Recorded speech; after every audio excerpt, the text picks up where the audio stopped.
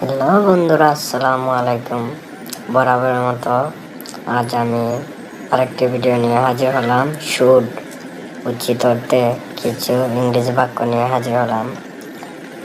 এখনো যারা আমার চ্যানেলটি সাবস্ক্রাইব করেননি, এখনই চ্যানেলটি সাবস্ক্রাইব করে বেল আইকনটি চেপে দিন নতুন নতুন সব ভিডিওর আপডেট পেতে।